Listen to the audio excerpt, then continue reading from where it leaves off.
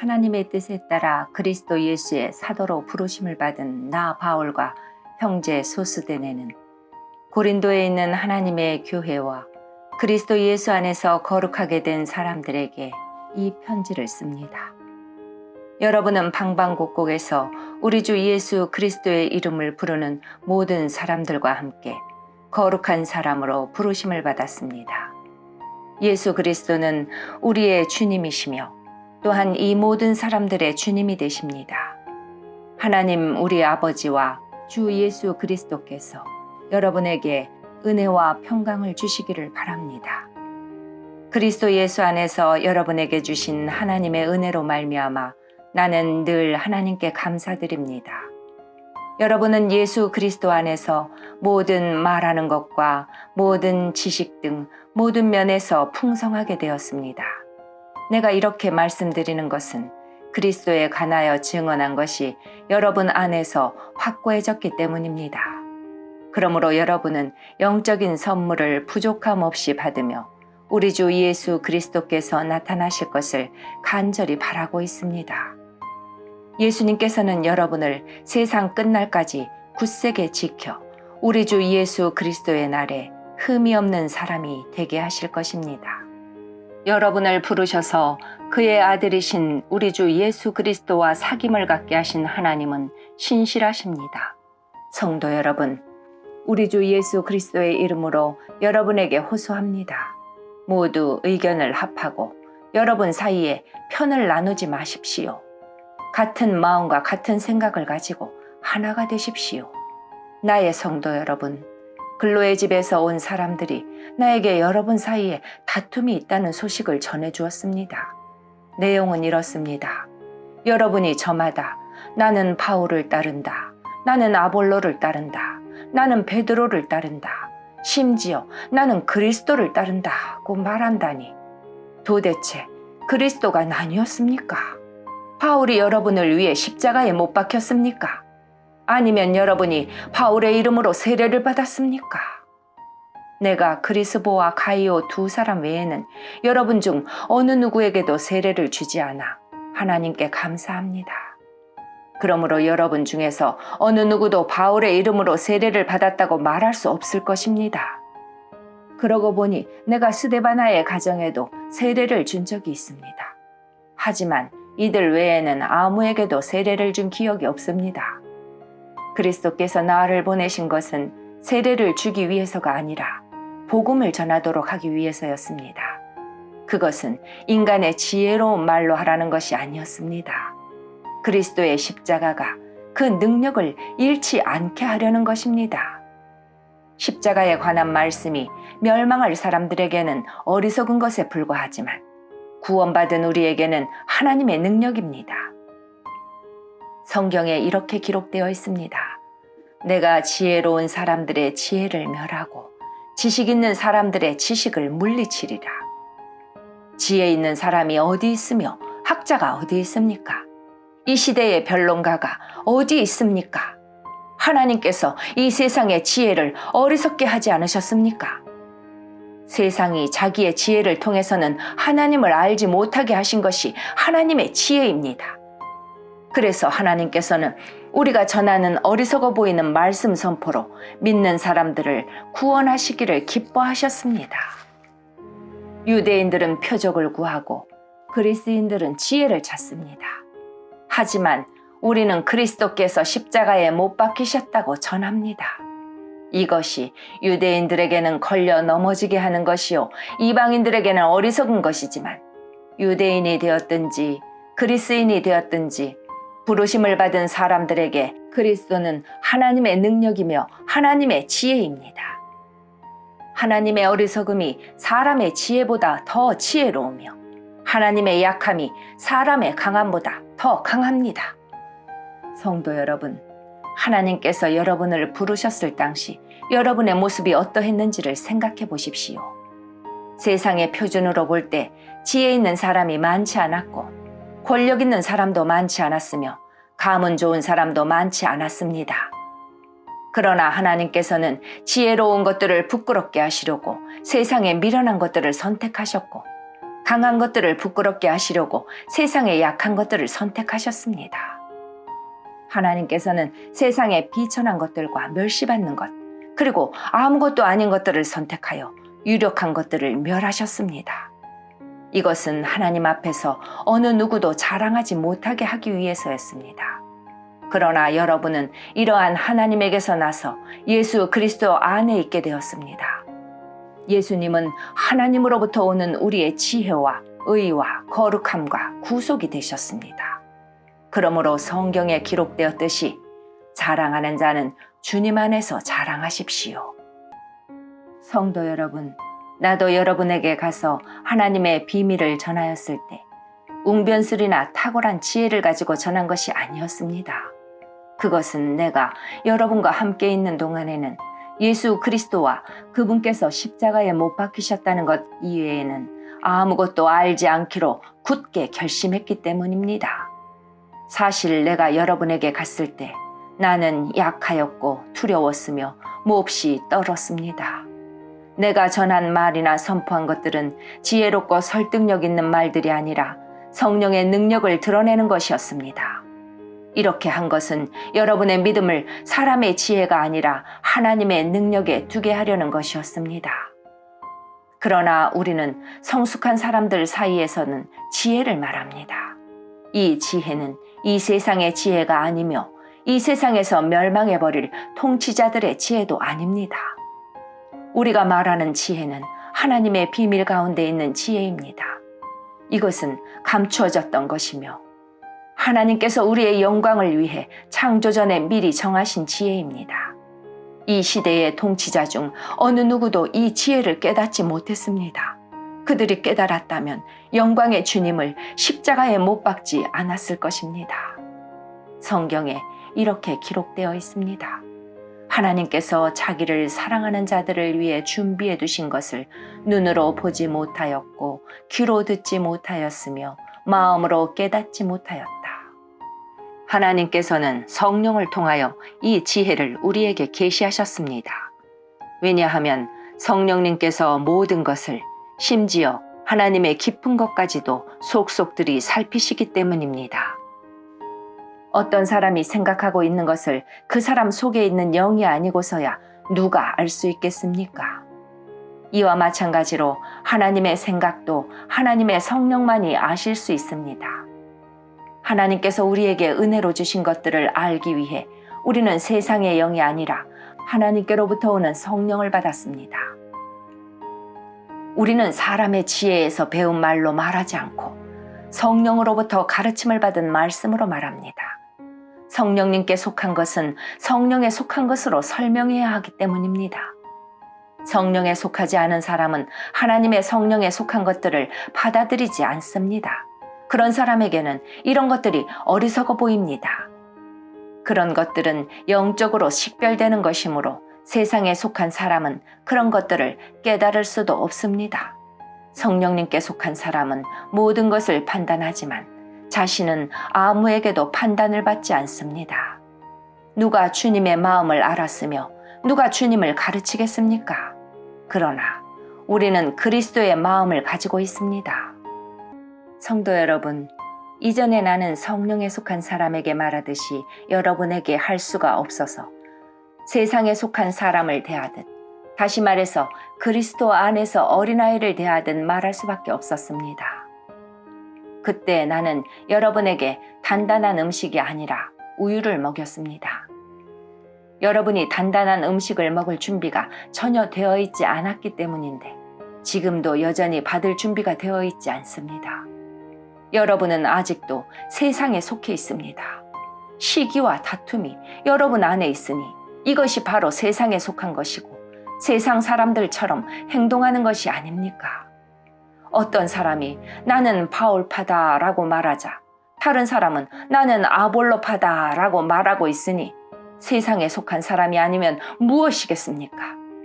도대체 아볼로가 무엇이고 바울이 무엇입니까? 나나 아볼로나 여러분을 믿도록 하고 주님께서 각 사람에게 할 일을 맡기셔서 일하는 일꾼에 불과합니다. 나는 씨앗을 심었고 아볼로는 물을 주었으나 자라게 하시는 분은 하나님이십니다. 그러므로 심는 사람이나 물을 주는 사람은 아무것도 아니지만 자라게 하시는 분인 하나님은 중요합니다. 심는 사람과 물 주는 사람은 하나의 목적 때문에 일을 합니다. 각 사람은 자기가 한 수고만큼 보수를 받을 것입니다.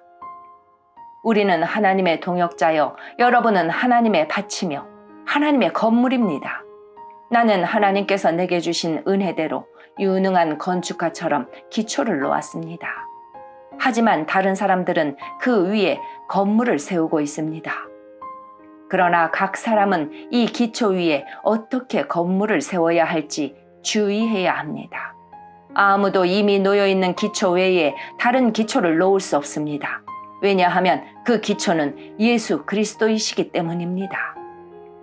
어떤 사람이 이 기초 위에 금이나 은이나 보석이나 또는 나무나 풀이나 집 등을 이용하여 건물을 세울 것인데 각 사람이 일한 성과가 드러나게 될 것입니다.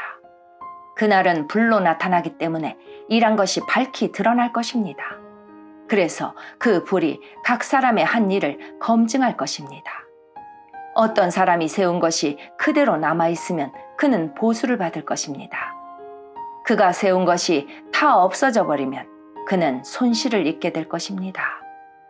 그러나 그 사람 자신은 마치 불을 거쳐서 살아온 것 같은 구원을 받을 것입니다.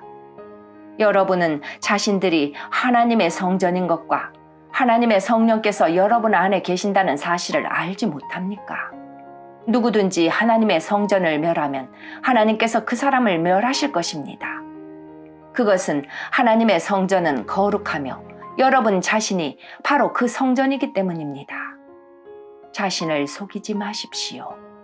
여러분 중에 어떤 사람이 이 세상의 표준에 따라 자신이 지혜 있는 사람이라는 생각이 들거든 진정 지혜 있는 자가 되기 위해서 어리석은 사람이 되십시오.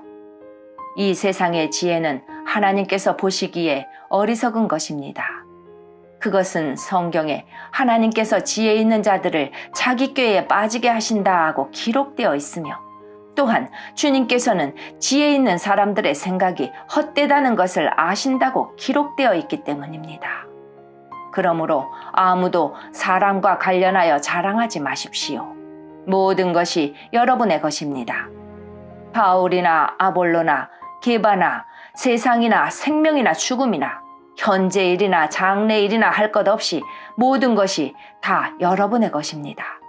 그리고 여러분은 그리스도의 것이며 그리스도는 하나님의 것입니다. 이처럼 여러분은 마땅히 우리를 그리스도의 일꾼이요 하나님의 비밀을 맡은 관리자로 생각해야 합니다. 맡은 사람에게 더없이 요구되는 것은 충성입니다.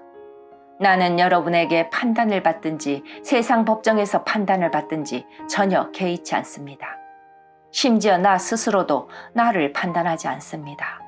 나는 양심에 걸리는 것이 조금도 없습니다. 그렇다고 해서 내가 흠이 없다는 말은 아닙니다. 나를 판단하시는 분은 주님이십니다.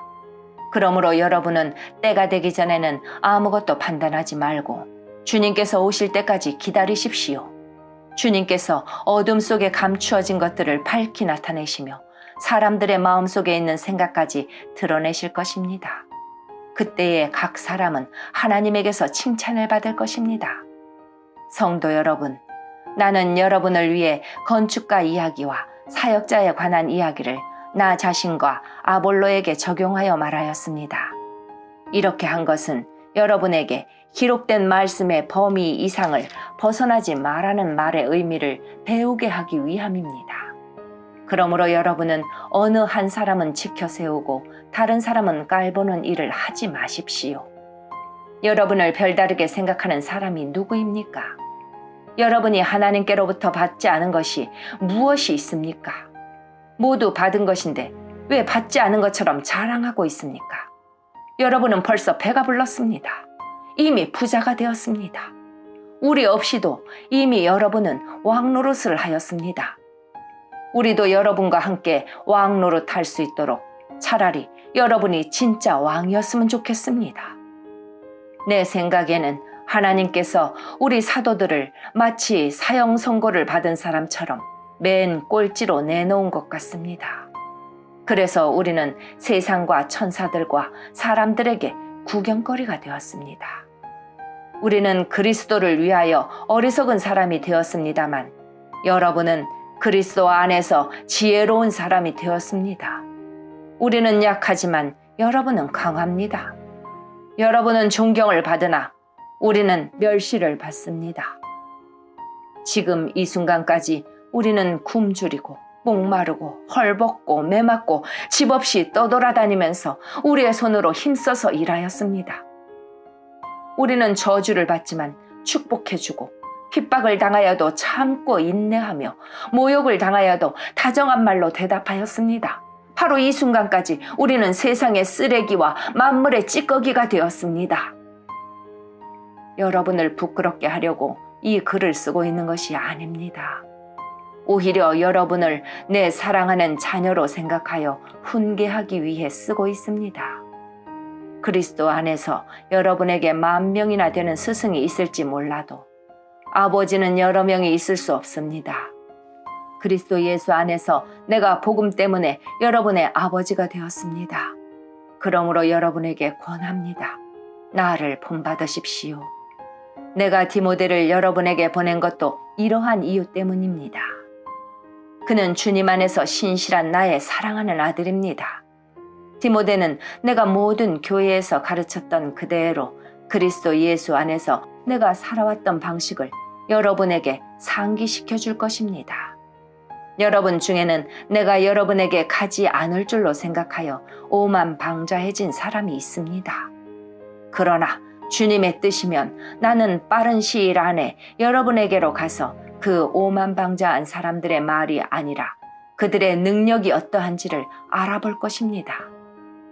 그것은 하나님의 나라는 말에 있지 않고 능력에 있기 때문입니다.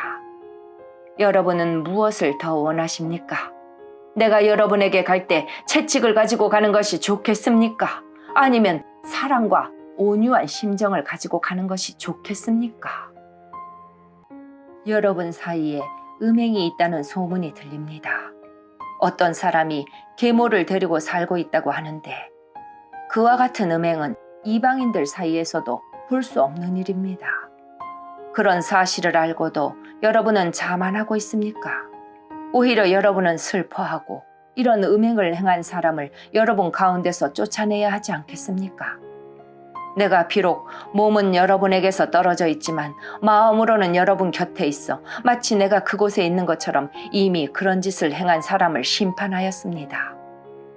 여러분이 우리 주 예수님의 이름으로 함께 모이고 나의 마음이 우리 주 예수님의 권능으로 여러분과 함께 있으니 그 사람을 사탄에게 내어주어 그 사람의 죄의 본성은 멸망당하더라도 영혼은 우리 주님의 날에 구원받게 해야 할 것입니다. 여러분이 자랑하는 것은 옳지 않습니다. 적은 양의 누룩이 반죽 덩어리 전체를 부풀게 한다는 속담을 알지 못하십니까? 여러분은 새 반죽이 되기 위해 묵은 누룩을 없애버리셔야 합니다. 유월절 어린 양이신 그리스도께서 죽으셨으므로 사실 여러분은 누룩이 들어있지 않은 새 반죽이 되었습니다. 그러므로 악의와 악독으로 가득 찬 묵은 누룩이 아니라 성실함과 진리로 가득한 누룩이 들어있지 않은 빵으로 유월절을 지킵시다. 나는 이미 편지에 음행하는 사람과 사귀지 말라고 썼습니다. 내 말은 음행하거나 탐욕스럽거나 속이거나 우상 숭배하는 이 세상 사람들과 전혀 어울리지 말라는 의미가 아닙니다. 그러려면 이 세상 밖으로 나가야 합니다.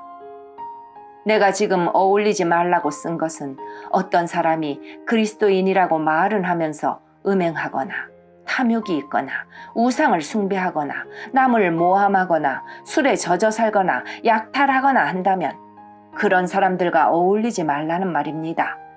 그런 사람들과는 음식도 같이 먹지 말라는 것입니다. 교회 밖에 있는 사람들을 심판하는 것이 내가 상관해야 할 일입니까? 여러분들이 심판해야 할 사람들은 교회 안에서 죄를 짓는 사람들이 아닙니까? 하나님께서는 교회 밖에 있는 사람들을 심판하실 것입니다. 여러분 중에서 악한 자를 쫓아내십시오. 여러분 중에 어떤 사람이 다른 사람과 다툼이 있을 때 성도들에게 해결해 달라고 하지 않고 왜 그것을 세상 법정에 고소하려고 합니까? 여러분은 성도들이 세상을 심판한다는 사실을 알지 못하십니까? 여러분들은 세상을 심판해야 할 사람들인데 사소한 문제도 여러분이 직접 심판할 능력이 없단 말입니까? 우리가 천사들을 심판한다는 사실을 알지 못하십니까? 하물며 이 세상의 사소한 일들이야 어떻겠습니까? 그런데 이런 일상적인 문제로 다툼이 일어날 때 여러분은 왜 교회에서 멸시하는 세상 사람들을 재판관으로 앉히는 것입니까? 나는 여러분을 부끄럽게 하려고 이 말을 하는 것입니다. 아니, 여러분 중에는 신자들 간의 문제를 해결해 줄 만큼 지혜로운 사람이 한 사람도 없단 말입니까? 여러분은 지금 신자가 다른 신자를 고소하는 것도 부족해서 하나님을 믿지 않는 사람 앞에서 재판을 받게 해야겠단 말입니까? 이렇게 여러분 사이에서 서로 고소하는 일이 발생하였다는 사실은 이미 여러분이 패배했음을 의미합니다. 이렇게 되느니 차라리 악한 일을 당하는 편이 낫지 않겠습니까? 아니면 속임을 당하는 쪽이 낫지 않겠습니까? 여러분 스스로가 불의를 행하고 속이고 있습니다. 그것도 성도들끼리 말입니다. 여러분은 불의한 자들이 하나님 나라를 기업으로 상속받지 못한다는 사실을 알지 못하십니까? 속지 마십시오. 음행하는 사람이나 우상 숭배하는 사람이나 간음하는 사람이나 남자로서 몸을 파는 사람이나 동성연애를 하는 사람이나 도적질하는 사람이나 탐욕이 가득한 사람이나 술에 젖어 사는 사람이나 모함하는 사람이나 약탈하는 자들은 하나님의 나라를 기업으로 상속받지 못할 것입니다. 여러분 중에 여기에 속한 사람들이 있었습니다. 그러나 여러분은 우리 주 예수 그리스도의 이름과 우리 하나님의 성령으로 씻음을 받고 거룩해졌으며 의롭다함을 받았습니다. 내게는 무엇이든지 할 수 있는 자유가 있다. 이것은 여러분이 내세우는 표어입니다. 맞습니다. 하지만 모든 것이 다 유익한 것은 아닙니다. 내게는 무엇이든지 할 수 있는 자유가 있다고는 하지만 나는 어떤 것에 의해서도 제재를 받지 않을 것입니다. 음식은 배를 채우기 위해 있고 배는 음식을 먹기 위해 있다. 이것도 여러분이 내세우는 표어입니다. 그러나 하나님께서는 언젠가 이 모든 것을 필요 없게 만드실 것입니다. 우리 몸은 음행을 위해 있는 것이 아니라 주님을 위해 있으며 주님은 우리 몸을 위해 계십니다. 하나님께서는 주님을 살리셨으니 그분의 능력으로 장차 우리도 살리실 것입니다. 여러분의 몸이 그리스도의 지체인 것을 알지 못하십니까? 그렇다면 내가 그리스도의 지체를 떼어내 창녀와 한 몸으로 만들 수 있겠습니까? 그럴 수 없습니다. 창녀와 결합하는 사람은 창녀와 한 몸이 된다는 것을 알지 못하십니까? 성경에 두 사람이 한 몸이 될 것이다 라고 기록되어 있습니다. 하지만 주님과 연합하는 사람은 주님과 영적으로 하나가 됩니다. 음행을 멀리 하십시오. 사람이 짓는 모든 죄들은 몸 밖에서 일어나는 것이지만 음행하는 사람은 자신의 몸에 죄를 짓는 것입니다. 여러분의 몸은 하나님께 받은 것이며 여러분 안에 거하시는 성령의 성전이라는 사실을 알지 못하십니까? 여러분은 여러분 자신의 것이 아닙니다. 여러분은 하나님께서 값을 치르고 산 몸입니다. 그러므로 여러분의 몸으로 하나님께 영광을 돌리십시오. 이제 여러분이 내게 보낸 편지에 사람이 결혼하지 않는 편이 더 낫다고 한 내용에 대해 말씀드리겠습니다. 음행이 성행하고 있으므로 남자마다 자기 아내를 두고 여자도 자기 남편을 두십시오. 남편은 아내에게 혼인의 의무를 다하고 아내도 남편에게 그렇게 하십시오. 아내가 자기 몸에 대한 권한을 행사하는 것이 아니라 남편이 하며 남편도 자기 몸에 대해 권한을 행사하는 것이 아니라 아내가 합니다. 남편과 아내는 서로 합의하여 기도에 전념하기 위해 얼마 동안 떨어져 있는 경우를 제외하고는 서로 떨어져 있지 마십시오. 잠시 떨어져 있는 경우라도 사탄이 여러분의 약함을 틈타 시험할지 모르니 그 후에는 다시 합치십시오. 이것은 내가 충고로 드리는 말씀이지 명령은 아닙니다. 나는 모든 사람이 나처럼 지내기를 바랍니다. 하지만 각 사람마다 하나님께 받은 은사가 달라서 어떤 사람은 이러하고 또 다른 사람은 저러합니다. 결혼하지 않은 사람들과 과부들에게 말합니다. 여러분들도 나처럼 결혼하지 않고 지내는 것이 여러분에게 좋습니다. 그러나 자신을 절제할 수 없거든 결혼하십시오. 욕정에 불타는 것보다 결혼하는 편이 낫습니다. 이제 이미 결혼한 사람들에게 명령합니다. 이것은 나의 명령이 아니라 주님의 명령입니다. 아내는 남편과 헤어지지 마십시오. 남편과 헤어지는 일이 있게 된다면 결혼하지 말고 그대로 혼자 지내든지 아니면 전 남편과 다시 합쳐야 합니다. 남편 역시 아내를 버려서는 안 됩니다. 그 외의 사람들에게 말합니다. 이것은 주님의 말씀이 아니라 내 생각입니다.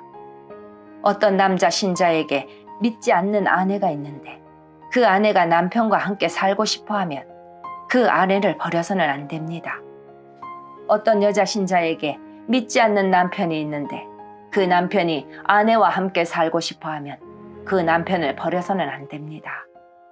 그것은 믿지 않는 남편이 아내를 통해 거룩해지고 믿지 않는 아내가 남편을 통해 거룩해지기 때문입니다. 그렇지 못하다면 여러분의 자녀도 깨끗하지 못할 것입니다. 하지만 여러분이 보시다시피 여러분의 자녀는 거룩합니다. 그렇지만 만일 믿지 않는 남편이 헤어지려 하면 그렇게 하도록 하십시오. 믿는 남자나 여자나 그런 상황에서는 상대방에게 얽매일 필요가 없습니다. 하나님께서는 우리를 평화롭게 살게 하려고 부르셨습니다. 아내 된 사람이여, 그대가 남편을 구원할지 어떻게 알겠습니까? 남편 된 사람이여, 그대가 아내를 구원할지 어떻게 알겠습니까? 각 사람은 주님께서 각 사람에게 나눠주신 대로 그리고 하나님께서 부르신 위치를 그대로 유지하며 살아가십시오. 이것은 내가 모든 교회에 세워준 원칙입니다. 부르심을 받았을 때 이미 할례를 받은 사람이 있다면 할례 받은 표시를 없애려 하지 마십시오. 그러나 부르심을 받았을 때 할례를 받지 않은 사람이 있다면 할례를 받으려 하지 마십시오. 할례를 받았느냐 받지 않았느냐 하는 것은 아무것도 아닙니다. 하나님의 계명들을 지키는 것이 중요합니다. 각 사람은 하나님께서 그를 부르셨을 때의 상태 그대로 살아가십시오. 노예였을 때 부름을 받았습니까? 그것 때문에 마음 상해하지 마십시오. 그러나 혹시 자유를 얻을 기회가 생기면 그 기회를 활용하십시오. 주님 안에서 부르심을 받았을 때의 노예인 사람은 주님께 속한 자유인입니다. 이와 마찬가지로 부르심을 받았을 때의 자유인인 사람은 그리스도의 노예입니다. 여러분은 값을 치르고 산 사람들입니다. 더 이상 사람들의 노예가 되지 마십시오. 성도 여러분, 여러분 각 사람은 부르심을 받은 위치에 그대로 머물러 계시면서 하나님께 책임을 다하시기 바랍니다. 이제 여러분이 편지에 언급한 결혼하지 않은 처녀들에 관해 말하고자 합니다. 이 부분에 대해서는 특별히 주님으로부터 받은 명령이 없습니다. 하지만 나는 주님의 자비하심을 힘입어 믿을 만한 사람이 되어 의견을 제시하고자 합니다. 현재 겪고 있는 위기를 생각하면 결혼하지 않은 사람은 현재대로 지내는 것이 더 좋다고 생각합니다. 아내가 있는 사람이 있습니까? 아내와 헤어지려 하지 마십시오. 아내와 헤어졌습니까? 아내를 구하려고 하지 마십시오.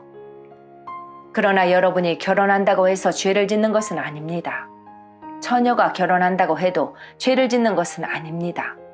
다만 결혼한 뒤에는 이 세상에서 겪는 환난을 맞이하게 될 것입니다. 나는 여러분을 아껴서 이런 말을 하였습니다. 성도 여러분, 내가 하고자 하는 말은 이렇습니다. 시간이 얼마 남지 않았습니다.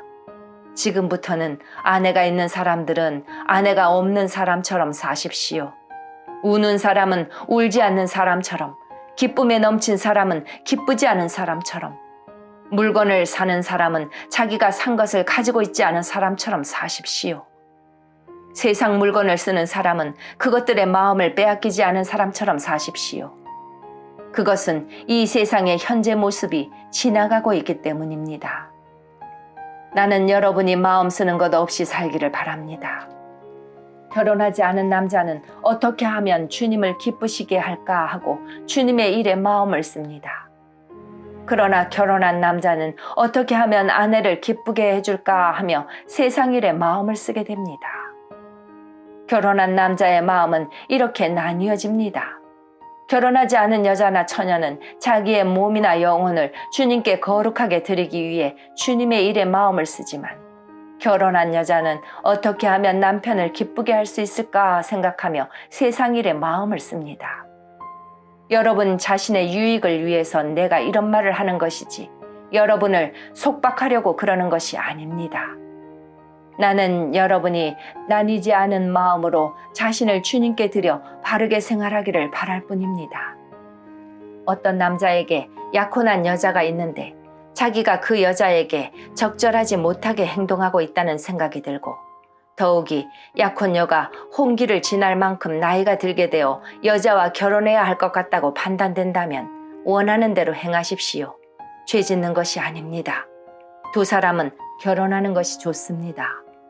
그러나 자기 마음에 결혼하지 않기로 굳게 결심을 하고 또 반드시 결혼을 해야 되는 것도 아니고, 자신이 욕정을 억제할 능력이 있어서 약혼한 처녀와 결혼하지 않기로 결심을 했다면 그것도 잘하는 것입니다.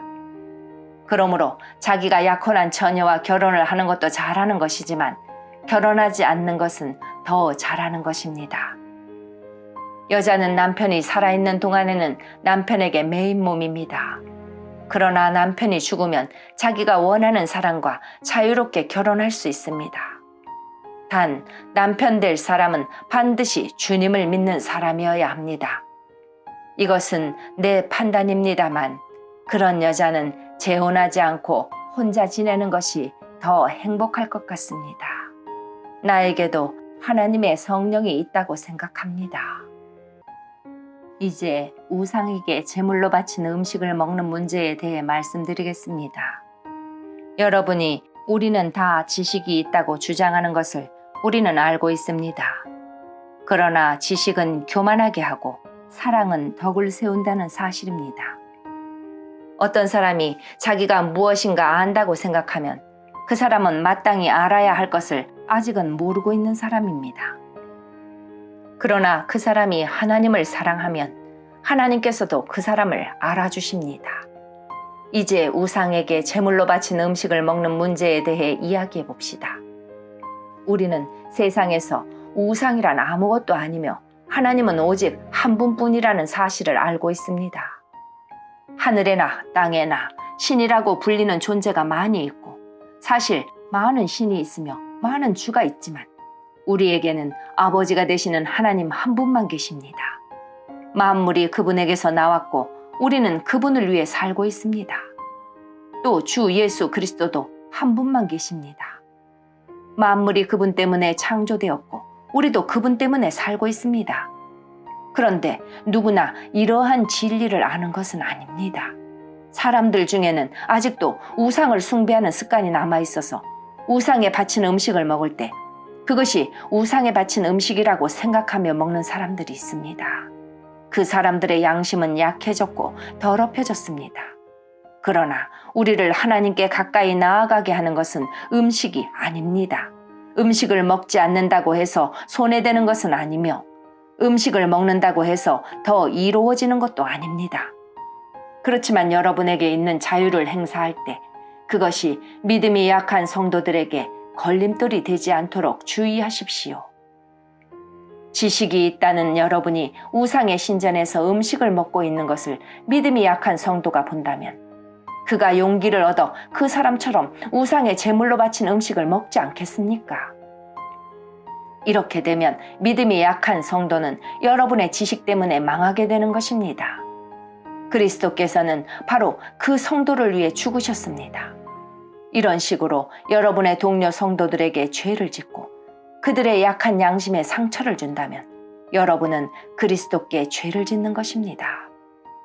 그러므로 내가 먹는 음식 때문에 내 동료 성도들이 걸려 넘어지게 되면 그 사람이 걸려 넘어지지 않도록 하기 위해 나는 평생 고기를 먹지 않을 것입니다. 내가 자유인이 아니란 말입니까? 내가 사도가 아니란 말입니까? 내가 우리 주 예수님을 보지 못했단 말입니까? 여러분 자신이 내가 주님 안에서 일한 수고의 열매가 아닙니까? 내가 다른 사람들에게는 사도가 아닐지라도 여러분에게는 확실한 사도입니다. 왜냐하면 여러분이 주님 안에서 나의 사도직을 인정해 주었기 때문입니다. 나를 비판하는 사람들에게 나의 입장을 이렇게 밝힙니다. 우리에게 먹고 마실 권리가 없습니까? 다른 사도들과 주님의 동생들과 게바가 그런 것처럼 우리는 신자인 아내를 데리고 다닐 권리가 없습니까? 나와 바나바만 생계를 위해 일해야 한단 말입니까? 자기가 비용을 대가면서 군대 생활을 하는 사람이 어디에 있습니까? 포도 농사를 지으면서 그 포도원에서 나는 포도를 따먹지 않는 농부가 어디 있으며 양을 기르면서 거기서 나는 젖을 마시지 않는 사람이 또 어디에 있겠습니까? 내가 사회에서 일어나는 일만 가지고 이렇게 말하는 것은 아닙니다. 율법에도 이런 말이 있지 않습니까? 모세의 율법에 이같이 기록되어 있습니다. 곡식을 타작하는 소의 입에 망을 씌우지 마라. 하나님께서 소를 생각해서 이 말씀을 하신 줄 아십니까? 아니면 우리 모두를 위한 말씀이겠습니까? 이 말씀은 우리를 위해 기록된 말씀이 분명합니다. 밭을 가는 사람은 당연히 어떤 소망을 가지고 밭을 갈며 곡식을 타작하는 사람이 대가를 기대하며 일하는 것은 당연합니다. 우리가 여러분에게 영적인 것을 뿌렸다면 우리가 여러분이 갖고 있는 물질을 거두어 드린다고 해서 지나치다고 할 수 있겠습니까? 다른 사람들이 여러분에게 이런 것을 요구하는 권리를 가졌다면 우리는 그럴 권리가 더 있지 않겠습니까? 그러나 우리는 이 권리를 행사하지 않았습니다. 오히려 우리는 그리스도의 복음에 방해가 되지 않기 위해 모든 것을 참았습니다.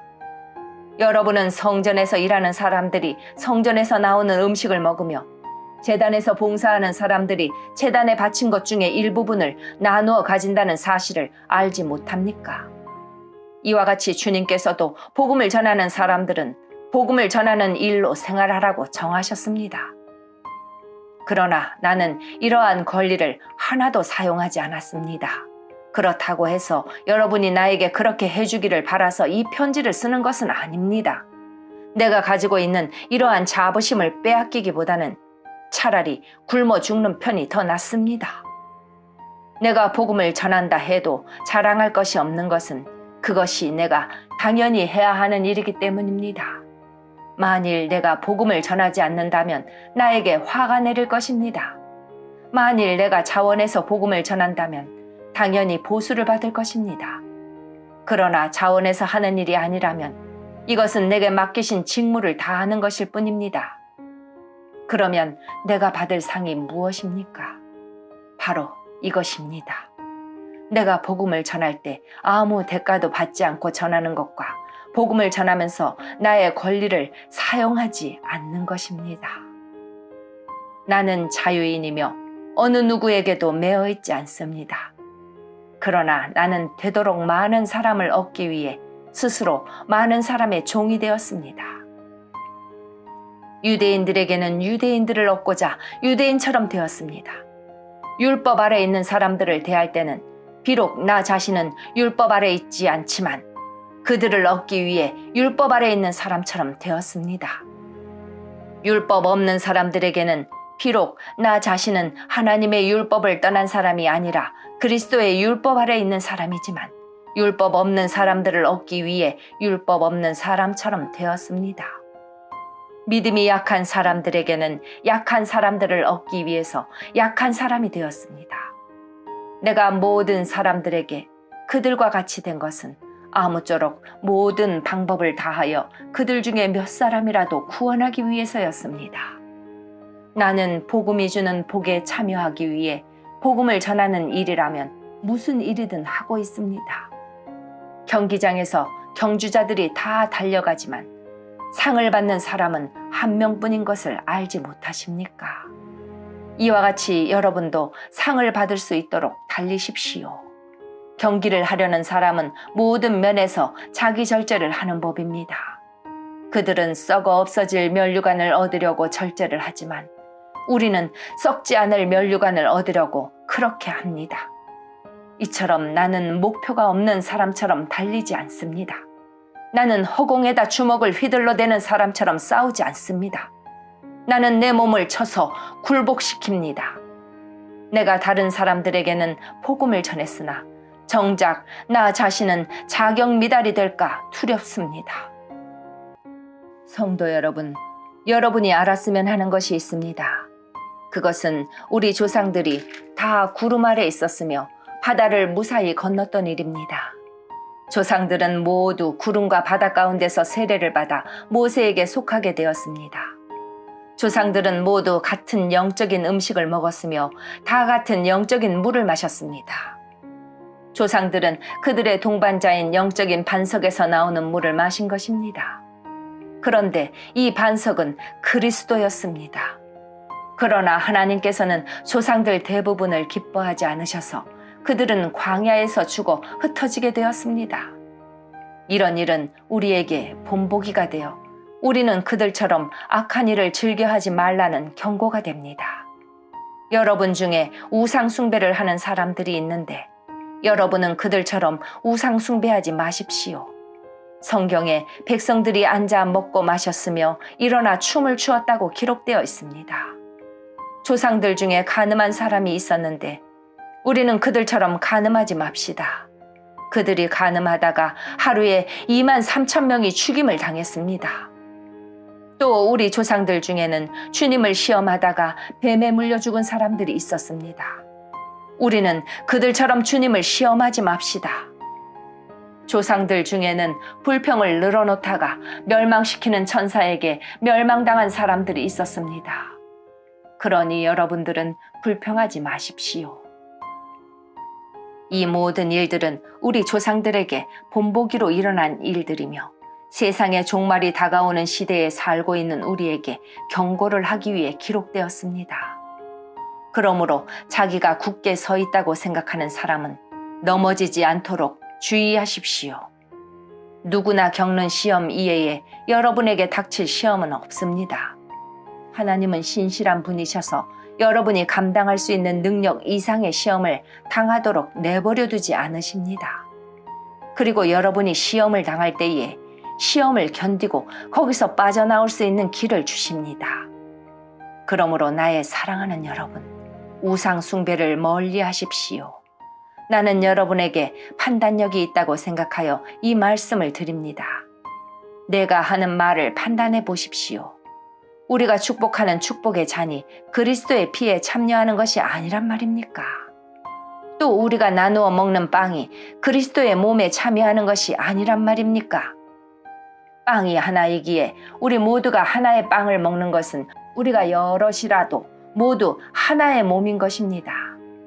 이스라엘 사람들을 생각해 보십시오. 희생 제물을 먹는 사람들은 제단에 참여하는 사람들이 아닙니까? 내가 말하려는 것이 우상에 바친 음식이나 우상이 무슨 대단한 것이라도 된다는 의미로 들립니까? 그렇지 않습니다.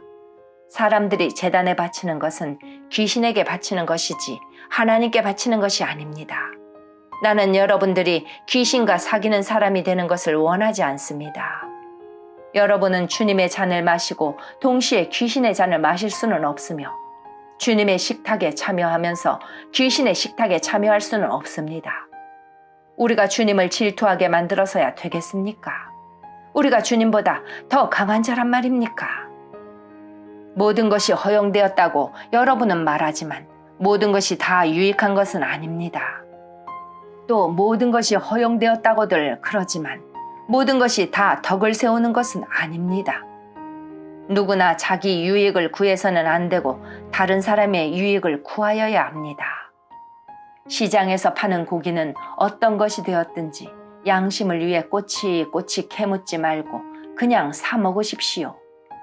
땅과 그 안에 가득한 것이 다 주님의 것이기 때문입니다. 주님을 믿지 않는 사람이 여러분을 식사에 초대하여 여러분이 그 집에 가거든 차려놓은 음식은 양심을 위해 꼬치꼬치 캐묻지 말고 무엇이나 드십시오. 그러나 누가 이 음식은 제물로 바쳤던 것이오 라고 말하면 말해준 그 사람과 그의 양심을 위해 그 음식을 먹지 마십시오. 내가 여기서 말하는 양심은 여러분 자신의 양심이 아니라 다른 사람의 양심을 의미하는 것입니다. 왜 나의 자유가 다른 사람의 양심에 의해 판단을 받아야 합니까? 내가 감사하고 음식을 먹는데 내가 음식을 먹은 것 때문에 비난받아야 할 이유가 어디에 있습니까? 그러므로 여러분은 먹든지 마시든지 무엇을 하든지 모든 것을 하나님의 영광을 위해 하십시오. 유대인에게나 이방인에게나 하나님의 교회에 걸림돌 같은 존재가 되지 마십시오. 나처럼 하십시오. 나는 나의 유익을 구하지 아니하고 많은 사람들의 유익을 구하였습니다. 많은 사람들이 구원받도록 모든 면에서 모든 사람들을 기쁘게 하려고 하였습니다. 내가 그리스도의 본을 따른 것처럼 여러분도 나의 본을 따르십시오. 여러분이 모든 일에 나를 기억하고 있고 내가 여러분에게 전하여 준 것을 붙들고 있으므로 여러분을 칭찬합니다. 그러나 여러분이 깨달았으면 하는 것이 하나 있습니다. 그것은 모든 남자의 머리는 그리스도며 여자의 머리는 남자이며 그리스도의 머리는 하나님이시라는 사실입니다. 남자가 머리에 무엇을 쓰고 기도를 하거나 예언을 하면 그것은 자기의 머리가 되시는 그리스도를 욕되게 하는 것입니다. 그러나 여자가 머리에 무엇을 쓰지 않고 기도를 하거나 예언을 하면 그것은 자기의 머리를 욕되게 하는 것입니다. 그것은 삭발한 것이나 다름이 없습니다. 여자가 머리에 무엇을 쓰지 않으려면 머리를 밀어버리십시오. 머리를 밀어내는 것이 여자에게 부끄러운 것이라면 무엇으로든 머리를 가리시기 바랍니다. 남자는 하나님의 형상과 영광이므로 머리를 가려서는 안 됩니다.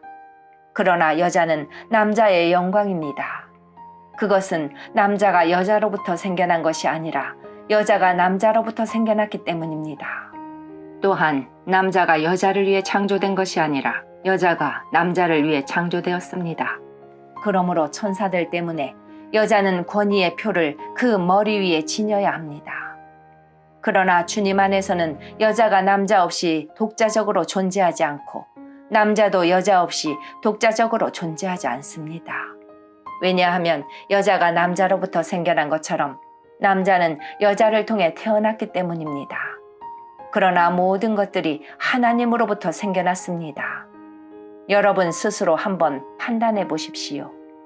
여자가 머리에 무엇이든지 쓰지 않고 하나님께 기도하는 것이 옳은 일입니까? 자연 그 자체가 여러분에게 교훈하듯이 남자가 머리를 길게 하면 명예롭지 못합니다. 그러나 여자가 긴 머리를 하는 것은 그 여자에게 영광이 됩니다. 긴 머리는 여자에게 머리를 가리는 역할을 합니다. 이 문제에 대해 다른 의견을 얘기하는 사람이 있다면 내가 말할 수 있는 것은 우리나 하나님의 교회나 이것 외에 다른 풍습은 받지 않았다는 사실입니다. 이제부터 말하는 내용에 대해서는 여러분을 칭찬하지 않겠습니다. 그것은 여러분의 모임이 유익이 되는 것보다는 해가 되기 때문입니다. 첫째로 내가 듣기로는 여러분이 교회에서 모일 때 파벌이 생긴다고 하는데 나는 그것이 어느 정도는 사실이라고 믿습니다. 여러분 중에서 누가 하나님께 인정받는 사람인지 분명하게 드러나게 하기 위해서는 다른 점도 있어야 할 것입니다. 그러니 여러분이 한자리에 모여 나누는 식사는 성만찬을 나누는 것이 아닙니다.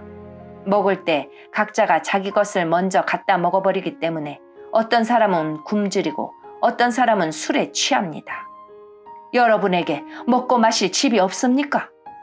여러분이 하나님의 교회를 멸시하고 가난한 사람들에게 굴욕감을 주려는 것입니까? 내가 더 이상 무슨 말을 하겠습니까? 이런 행동에 대해 잘했다고 칭찬할까요? 이번 일에 대해서는 절대로 칭찬할 수가 없습니다. 내가 여러분에게 전해준 것은 주님께 받은 것입니다. 주 예수님께서 배반당하시던 날 밤에 빵을 들고 감사 기도를 드리신 다음 빵을 떼시고 이렇게 말씀하셨습니다. 이것은 너희를 위한 내 몸이다. 나를 기억하면서 이것을 행하여라.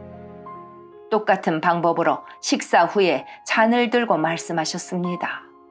이 잔은 내 피로 세우는 새 언약이다. 이 잔을 마실 때마다 나를 기억하면서 이것을 행하여라. 여러분은 이 빵을 먹고 잔을 마실 때마다 주님이 오실 때까지 주님의 죽으심을 전하십시오. 그러므로 누구든지 합당하지 않은 태도로 빵을 먹거나 주님의 잔을 마시는 사람은 주님의 몸과 피를 범하는 죄를 짓는 것입니다. 각 사람은 자신을 점검한 후에 빵을 먹고 잔을 마셔야 합니다. 주님의 몸이라는 인식이 없이 먹거나 마시는 사람은 자기에게 내릴 하나님의 심판을 먹고 마시는 것입니다. 이런 이유로 여러분 중에는 약한 사람이나 아픈 사람이 많이 있고 죽은 사람들도 적지 않습니다. 우리가 자신을 분별하였더라면 심판을 받지 않았을 것입니다. 그러나 우리가 지금 주님에게서 심판을 받는 것은 세상과 함께 심판을 받지 않기 위해서입니다. 그러므로 나의 성도 여러분, 여러분이 먹으러 함께 모일 때 서로 기다리십시오. 배고픈 사람이 있으면 집에서 식사를 하도록 하십시오. 그래서 여러분이 모이는 것이 심판받는 모임이 되지 않기를 바랍니다. 이 외에 다른 문제들은 내가 여러분에게 가서 알려드리겠습니다. 성도 여러분, 나는 여러분이 성령께서 주시는 선물에 대해 모르기를 원치 않습니다. 여러분은 이방인으로 있었을 때 말도 못하는 우상의 이끌림을 받았다는 사실을 아실 것입니다. 그러므로 여러분에게 알려드릴 것이 있습니다. 하나님의 성령으로 말하는 사람은 예수님은 저주받은 사람이다 라고 말하지 않으며 성령을 통하지 않고는 예수님은 주님이시다 라고 말할 수 없습니다. 선물은 다양하지만 성령은 같은 성령이십니다. 섬기는 일은 다양하지만 주님은 같은 주님이십니다. 일하는 것은 여러 가지이지만 모든 사람 속에서 모든 일을 하시는 분은 같은 하나님이십니다. 성령께서 각 사람에게 나타나신 것은 공동의 이익을 얻게 하려는 것입니다. 어떤 이는 성령으로부터 지혜의 말씀을, 다른 사람은 동일한 성령에게서 지식의 말씀을 받았습니다. 또 어떤 사람은 같은 성령으로부터 믿음을, 다른 사람은 병 고치는 능력을, 다른 사람은 기적을 행할 수 있는 능력을, 또 다른 사람은 예언을, 다른 사람은 영들을 구별할 수 있는 능력을, 또 다른 사람들은 다양한 언어로 말할 수 있는 능력을, 어떤 사람은 그 언어들을 통역할 수 있는 선물을 받았습니다. 이 모든 일은 한 분이신 같은 성령께서 하시는 일입니다. 성령께서는 그분이 원하시는 대로 각 사람에게 이런 것들을 나누어 주십니다. 몸은 하나이지만 많은 지체들이 있고 몸의 지체들이 많이 있지만 한 몸인 것처럼 그리스도도 그와 같습니다. 우리는 유대인이든지 그리스인이든지 종이든지 자유인이든지 모두 한 성령으로 세례를 받아 한 몸을 이루었고 모두 한 성령을 모시게 되었습니다. 몸은 하나의 지체가 아니라 많은 지체들로 이루어져 있습니다. 팔이 나는 손이 아니므로 몸의 일부가 아니다 라고 말한다고 해서 팔이 몸의 일부분이 아니라고 하겠습니까? 귀가 나는 눈이 아니므로 몸의 일부가 아니다 라고 말한다고 해서 몸의 일부분이 아니라고 하겠습니까? 온몸이 눈이라면 어떻게 듣겠습니까? 온몸이 귀라면 어떻게 냄새를 맡겠습니까? 그러나 사실 하나님께서는 그분이 원하시는 대로 몸 안에 각각 다른 기능을 하는 여러 지체를 두셨습니다. 모든 것이 하나의 지체뿐이라면 몸은 어디 있겠습니까? 그러나 지금 그런 것처럼 지체는 많아도 몸은 하나입니다. 눈이 손에게 너는 내게 필요 없어 라고 할 수 없으며 머리가 발에게 너는 내게 쓸데없어 라고 말할 수 없습니다. 이와는 반대로 몸에서 더 약해 보이는 부분이 오히려 요긴하며 몸에서 고귀하지 못하다고 생각하는 지체를 우리는 더욱 고귀하게 대하고 볼품없는 부분들을 더 품위 있게 꾸밉니다. 반면에 우리 몸 중에서 아름다워 보이는 부분들은 특별히 그럴 필요가 없습니다. 하나님께서는 몸의 지체들을 함께 모아 부족한 지체들에게 더욱 큰 영광을 주셨습니다. 그래서 우리 몸에 나님이 없게 하시고 몸의 여러 지체들이 서로 돌보며 살게 하셨습니다. 몸의 한 지체가 고통을 당하면 모든 지체가 함께 고통을 당하고, 한 지체가 영광을 받으면 모든 지체가 함께 기뻐합니다. 여러분들은 그리스도의 몸이며 한 사람 한 사람은 그 몸의 지체입니다. 하나님께서 교회 안에 일할 사람들을 세우셨습니다. 첫째는 사도들이요, 둘째는 예언자들이요, 셋째는 교사들이요, 그 다음에는 기적을 행하는 사람들이요, 또한 병 고치는 능력이 있는 사람들이요, 다른 사람들을 도와주는 사람들이요, 또 지도력이 있는 사람들, 그리고 방언을 말하는 사람들입니다. 모든 사람이 다 사도이겠습니까? 모두가 예언자이겠습니까? 모두가 교사이겠습니까? 모든 사람이 기적을 행하는 사람이겠습니까? 또 모두가 병 고치는 능력이 있는 사람이겠습니까? 모두가 방언으로 말하는 사람이겠습니까? 모두가 방언을 통역하는 사람이겠습니까? 하지만 여러분들은 더 큰 선물을 받도록 간절히 구하십시오. 이제 나는 여러분에게 가장 좋은 길을 보여드리겠습니다. 내가 사람의 방언과 천사의 말을 하더라도 내게 사랑이 없다면 나는 울리는 종과 시끄러운 꽹과리와 다를 게 없습니다. 내가 예언하는 선물을 받고 모든 비밀과 모든 지식을 헤아리고 또 산을 옮길 만한 믿음을 가지고 있다 하더라도 내게 사랑이 없다면 나는 아무것도 아닙니다. 내가 내 모든 재산을 나누어 주고 내 몸을 불사르게 내어준다 하더라도 사랑이 없으면 내가 얻는 것은 아무것도 없습니다. 사랑은 오래 참습니다. 사랑은 친절합니다. 사랑은 시기하지 않습니다. 사랑은 자랑하지 않습니다. 사랑은 교만하지 않습니다. 사랑은 무례히 행동하지 않습니다. 사랑은 자기 유익을 구하지 않습니다. 사랑은 쉽게 성내지 않습니다. 사랑은 원한을 품지 않습니다. 사랑은 불의를 기뻐하지 않고 진리와 함께 기뻐합니다. 사랑은 모든 것을 덮어주며 모든 것을 믿으며 모든 것을 소망하며 모든 것을 견뎌냅니다. 사랑은 영원합니다. 예언은 있다가도 없고 방언도 있다가 그치며 지식도 있다가 사라질 것입니다. 우리가 지금은 부분적으로 알며 부분적으로 예언하지만 완전한 것이 오면 부분적인 것이 사라지게 될 것이기 때문입니다. 내가 어렸을 때는 말하는 것이 어린아이와 같고 생각하는 것이 어린아이와 같고 깨닫는 것이 어린아이와 같았지만 어른이 되어서는 유치한 것들을 버렸습니다. 지금은 우리가 거울을 통해 보는 것 같이 희미하게 보지만 그때에는 얼굴과 얼굴을 마주 보듯이 보게 될 것입니다. 지금은 우리가 부분적으로 알지만 그때에는 하나님께서 나를 아신 것처럼 완전하게 알게 될 것입니다. 그런즉 믿음, 소망, 사랑 이 세 가지는 항상 있을 것인데 그 중에서 가장 위대한 것은 사랑입니다. 여러분은 사랑을 추구하십시오. 영적인 선물을 간절히 바라되 그 중에서도 특히 예언하기를 구하십시오. 방언을 말하는 사람은 사람에게 말하는 것이 아니라 하나님께 말하기 때문에 그가 하는 말을 알아들을 수 있는 사람이 없습니다. 그 사람은 성령으로 하나님의 비밀들을 말하는 것입니다. 이와는 달리 예언하는 사람은 사람에게 말합니다. 그는 사람들에게 덕을 세우며 용기를 북돋워주고 위로를 주는 말을 합니다. 방언을 말하는 사람은 자기 자신에게만 덕을 세우지만 예언하는 사람은 교회에 덕을 세웁니다. 나는 여러분 모두가 방언을 말하기를 원하지만 더욱 원하는 것은 예언하는 것입니다. 교회에 덕을 세우기 위해서는 통역하는 사람이 없다면 방언을 말하는 것보다는 예언하는 사람이 더 위대합니다. 성도 여러분, 내가 여러분에게 가서 방언으로 말하고 계시나 지식이나 예언이나 교훈으로 말하지 않는다면 방언으로 말하는 것이 여러분에게 무슨 유익이 되겠습니까? 마찬가지로 필이나 검은고와 같이 생명이 없는 악기가 악보대로 명확하게 구별되는 소리를 내지 않으면 그것이 무엇을 연주하는지 어떻게 알겠습니까?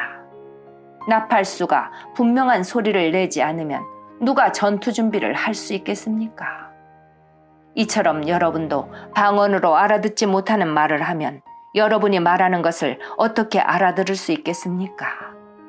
그것은 단지 허공에다 대고 말하는 것에 불과합니다. 세상에는 여러 종류의 다양한 소리가 있고 그 어느 것도 의미가 없는 소리는 없습니다. 내가 그 소리의 의미를 이해하지 못하면 나는 그 사람에게 외국인이 되고 그 사람도 내게 외국인이 될 것입니다. 여러분에게 있어서도 마찬가지입니다.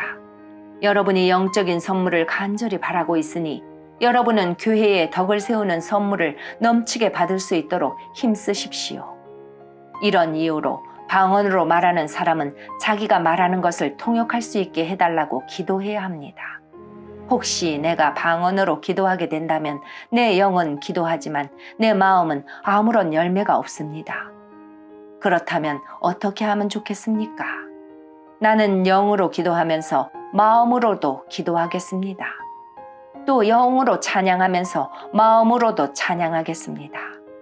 그렇지 않고 여러분이 영으로만 하나님께 감사한다면 거기에 참석한 초심자가 여러분의 말을 알아듣지 못하는데 어떻게 여러분이 드린 감사에 아멘이라고 말하겠습니까? 여러분이 감사한 것 자체는 잘한 일이었는지 몰라도 다른 사람에게는 덕을 세우지 못하는 것입니다. 나는 내가 여러분 중에 어느 누구보다도 더 많이 방언을 말하는 것으로 인해 하나님께 감사드립니다. 그러나 나는 교회에서 방언으로 10,000마디를 말하는 것보다 알아들을 수 있는 언어로 5마디를 말하기를 원합니다. 성도 여러분, 생각하는 데 있어서는 어린아이가 되지 마십시오. 악에 대해서는 갓난아이가 되어야 하겠지만 생각하는 데 있어서는 어른이 되어야 합니다. 율법에 이런 기록이 있습니다. 주님께서 말씀하시기를 다른 방언하는 사람들과 외국인의 입술을 통해 이 백성에게 말할지라도 저희가 오히려 나의 말을 듣지 않을 것이다. 그러므로 방언은 믿는 사람들이 아니라 믿지 않는 사람들을 위해 주신 표적이지만 예언은 믿지 않는 사람들이 아니라 믿는 사람들을 위해 주신 것입니다. 만일 모든 교회가 한자리에 모여서 저마다 방언으로 말한다면 깨달음이 적은 사람이나 믿지 않는 사람이 교회에 들어와서는 여러분을 정신 나갔다고 하지 않겠습니까? 그러나 모든 사람이 예언하고 있는데 믿지 않는 사람이나 깨달음이 적은 사람이 들어오면 그들은 모든 사람들에 의해 자기가 죄인이라는 책망을 받고 모든 사람들에게 심판을 받아 그 사람 속에 감춰진 것들이 백일하에 드러날 것이며 그 사람은 무릎을 꿇고 하나님을 경배하며 참으로 하나님께서 여러분 가운데 계십니다 라고 외칠 것입니다. 성도 여러분, 어떻게 하면 좋겠습니까? 여러분이 함께 모일 때 어떤 사람에게는 찬송할 것이 있고 어떤 사람은 가르칠 것이 있고 또 다른 사람에게는 계시가 있고 방언도 있고 통역하는 것도 있을 것입니다. 이 모든 것은 교회에 덕이 되게 행하십시오. 누군가 방언을 말하게 되는 경우 2사람 혹은 기껏해야 3사람 정도만 말하게 하십시오. 그것도 한 번에 1사람씩 말하고 1사람은 통역을 하십시오. 통역하는 사람이 없으면 교회에서는 방언을 하지 말고 자기 자신과 하나님께만 말하십시오.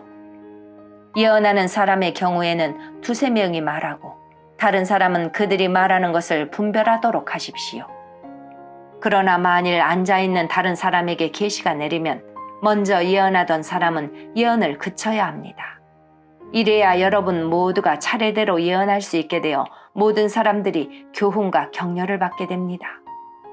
예언자들의 영은 예언자들의 자기 절제에 의해 통제를 받습니다. 하나님은 무질서의 하나님이 아니라 평화의 하나님이십니다. 성도들의 모든 교회에서 그렇게 하듯이 여자는 교회에서 말없이 있어야 합니다. 여자들이 말하는 것은 허락되지 않았습니다. 율법에서 말하듯이 여자들은 복종해야 합니다. 혹시 배우고 싶은 것이 있으면 집에서 자기 남편들에게 물어보십시오. 여자가 교회에서 말하는 것은 여자 자신에게 부끄러운 일입니다. 하나님의 말씀이 여러분에게서 나왔습니까? 아니면 하나님의 말씀이 여러분에게만 내렸습니까? 누구든지 자기를 예언자나 영적인 선물을 받은 자로 생각하는 사람이 있으면 내가 여러분에게 쓴 것이 주님의 계명이라는 것을 명심하십시오. 이러한 사실을 인정하지 않는 사람은 자신도 인정받지 못할 것입니다. 그러므로 나의 성도 여러분, 예언하기를 간절히 바라십시오. 그리고 방언으로 말하는 것을 막지 마십시오. 다만 모든 것을 적당하게 하고 질서 있게 하십시오.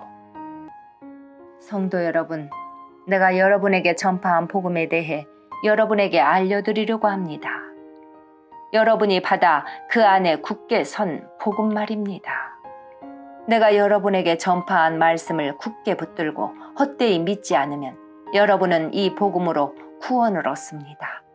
내가 받은 가장 중요한 것을 여러분에게 전해주었습니다.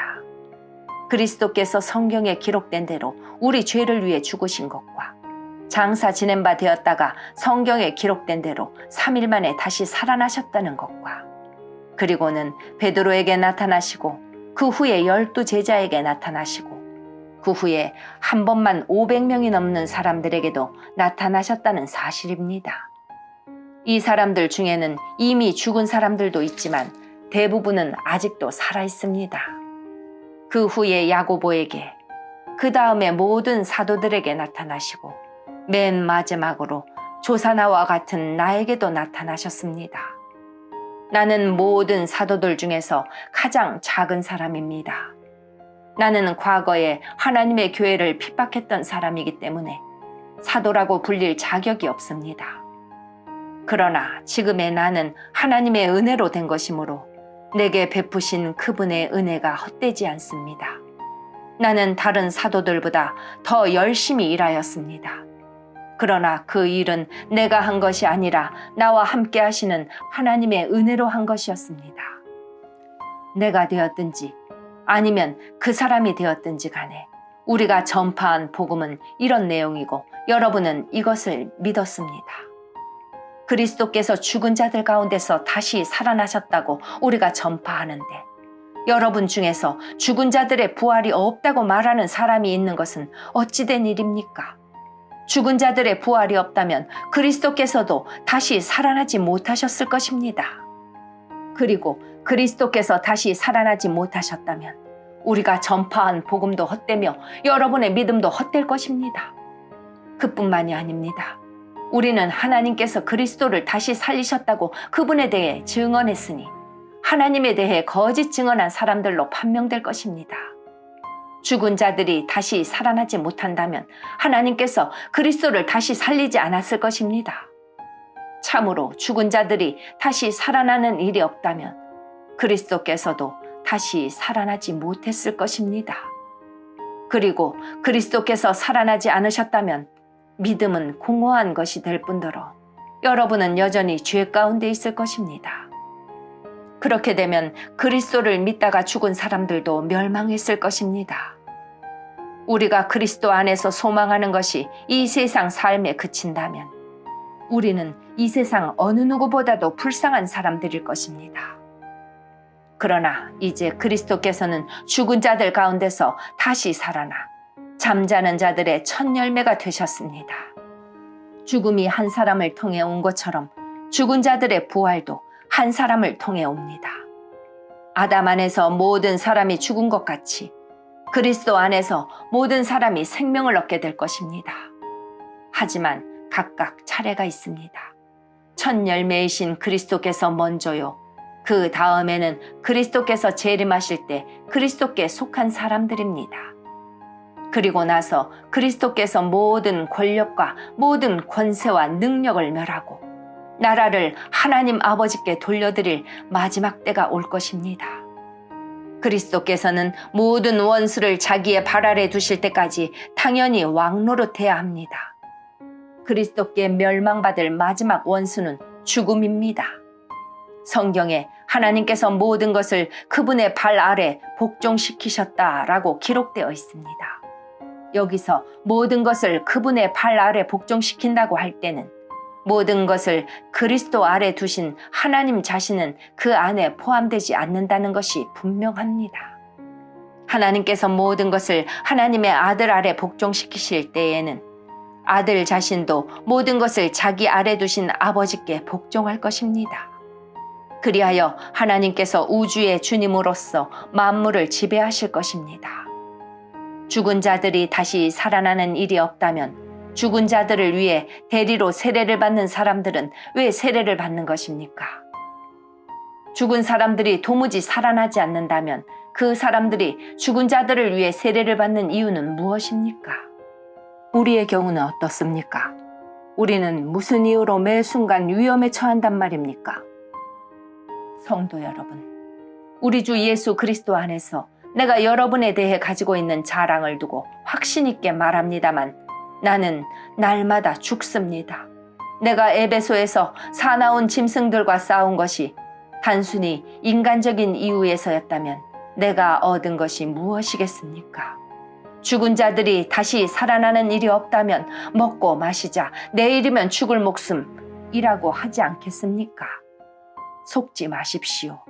나쁜 친구를 사귀면 좋은 습관도 나쁘게 됩니다. 정신을 똑바로 차리고 죄짓지 마십시오. 여러분 중에 하나님에 대해 무지한 사람들이 덜어 있어서 여러분이 부끄러운 줄을 알라고 이 말을 하는 것입니다. 그러나 죽은 자들이 어떻게 다시 살아나며 또 그들은 어떤 몸으로 나오게 되느냐라고 묻는 사람이 있을 것입니다. 참으로 어리석습니다. 여러분이 뿌리는 씨는 죽지 않으면 살아나지 못합니다. 여러분이 뿌리는 것은 다 자란 몸이 아니라 밀이든 그 밖에 다른 곡식이든 단지 그 씨일 뿐입니다. 그러나 하나님께서는 그분의 계획대로 뿌린 것에 몸을 주시며 씨앗 하나하나에 각각 알맞는 몸을 주십니다. 모든 육체가 똑같지는 않습니다. 사람의 육체가 있고 동물의 육체가 있으며 새의 육체가 있고 물고기의 육체가 있습니다.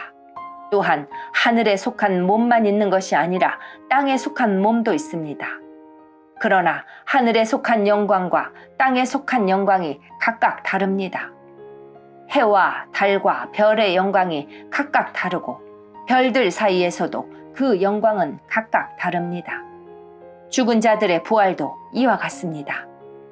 썩을 몸을 심지만 썩지 않을 몸으로 다시 살아납니다. 비천한 몸을 심지만 영광스러운 몸으로 다시 살아납니다. 또한 약한 몸을 심지만 능력 있는 몸으로 다시 살아납니다. 자연적인 몸을 심지만 영적인 몸으로 다시 살아납니다. 자연적인 몸이 존재한다면 영적인 몸도 존재합니다. 성경에 첫사람 아담이 살아있는 존재가 되었다고 기록된 것처럼 마지막 아담은 생명을 주는 영이 되었습니다. 그러나 신령한 몸이 먼저 있었던 것은 아닙니다. 자연적인 몸이 먼저 있었고 그 후에 신령한 몸이 왔습니다. 첫사람은 땅의 흙에서 나왔고 둘째 사람은 하늘에서 났습니다. 땅에 속한 사람들은 땅에 속한 그 사람과 같고 하늘에 속한 사람들은 하늘에 속한 그분과 같습니다. 우리가 땅에 속한 사람의 형상을 지니고 있는 것처럼 하늘에 속한 분의 형상을 지니게 될 것입니다. 성도 여러분, 내가 분명히 선언하거니와 육체와 피는 하나님의 나라를 상속받을 수 없으며 썩는 것은 썩지 아니하는 것을 상속받을 수 없습니다. 내가 여러분에게 비밀을 알려드리겠습니다. 우리는 다 잠잘 것이 아니라 변화될 것입니다. 마지막 나팔 소리가 울릴 때 눈 깜짝할 사이에 죽은 자들이 썩지 않을 몸으로 다시 살아나며 우리는 변화될 것입니다. 썩을 몸은 반드시 썩지 않을 몸을 입어야 하며 죽을 몸은 죽지 않을 몸을 입어야 합니다. 썩을 몸이 썩지 않을 몸을 입고 죽을 몸이 죽지 않을 몸을 입게 되면 승리가 죽음을 삼켜버렸다고 기록된 말씀이 사실로 드러나게 될 것입니다. 죽음아, 너의 승리가 어디 있느냐? 죽음아, 너의 찌르는 것이 어디 있느냐? 죽음이 찌르는 것은 죄이며 죄의 힘은 율법입니다. 그러나 우리 주 예수 그리스도를 통해 우리에게 승리를 주시는 하나님께 감사합니다. 그러므로 나의 사랑하는 성도 여러분, 굳게 서서 흔들리지 말고 항상 주님의 일을 위해 자신을 들이십시오. 주님을 위해 일한 여러분의 수고는 결코 헛되지 않는 것임을 기억하시기 바랍니다. 이제 성도들을 돕기 위한 헌금에 대해 말하고자 합니다.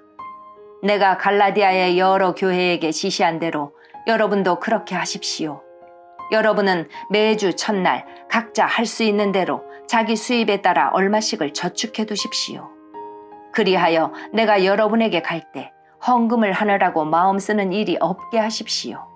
내가 그곳에 가게 되면 여러분이 인정하는 사람에게 내가 소개장을 주어 그가 여러분이 모은 선물을 예루살렘으로 가져가게 하겠습니다. 만일 나도 가는 것이 더 좋다면 그들은 나와 함께 갈 것입니다.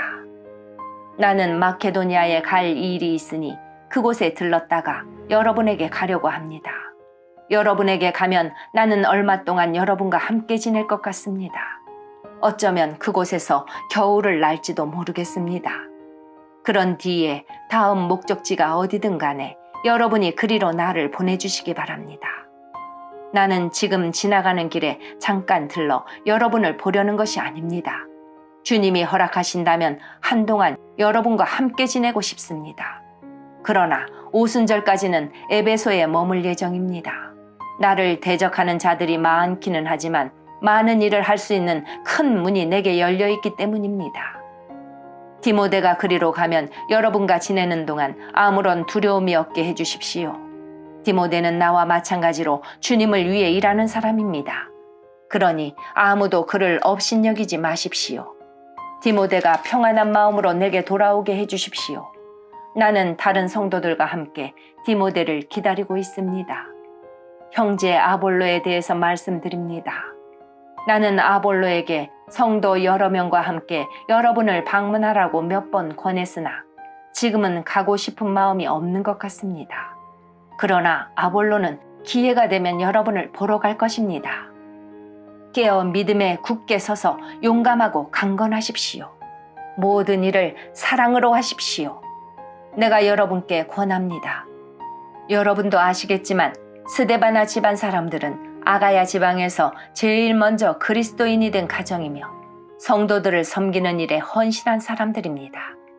여러분은 이런 사람들과 또 그들과 함께 수고하는 모든 사람들에게 순종하십시오.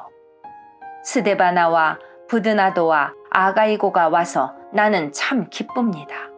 여러분을 만나지 못해 아쉬웠던 것을 이 사람들이 충족시켜 주었기 때문입니다. 이 세 사람들은 내 마음과 여러분의 마음을 상쾌하게 해주었습니다. 여러분은 이런 사람들을 알아주시기 바랍니다. 아시아의 여러 교회가 여러분에게 문안드립니다. 아굴라와 브리스가와 다 함께 이 두 사람의 집에 모이는 교회가 주님 안에서 여러분에게 진심 어린 문안 인사를 드립니다. 이곳에 있는 모든 성도들이 문안드립니다. 여러분은 거룩한 입맞춤으로 인사를 나누십시오. 나 바울은 이 마지막 인사를 내 손으로 직접 쓰고 있습니다. 주님을 사랑하지 않는 사람이 있다면 그 사람에게 하나님의 저주가 임할 것입니다. 주님 오십시오. 주 예수님의 은혜가 여러분과 함께 하시기를 바랍니다. 나의 사랑이 그리스도 예수 안에서 여러분 모두에게 있기를 기원합니다. 아멘.